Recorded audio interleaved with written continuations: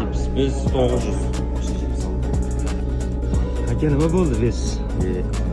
Siz akalar 8 kilo ves tashladim bir oy ichida. Qiynalib yuroldi. Raqib 500 grammga hozir urishmayman, bir narsa deb deyapti. Yarim kiloga? Nima qilish kerak? 3-4 soat vaqt bor dedi. Barmoqliga tashlash kerakmi deyishdi ham men. Sochim oldi boringmi? Endi nima qilsa bo'ladi akalar, komment yozinglar. 4 soat vaqtim bor. Yarim kilo ves tashlash. Uni hayotdan raqib. Manada chiqdi. Mana borib. Qurib bo'lgan tani.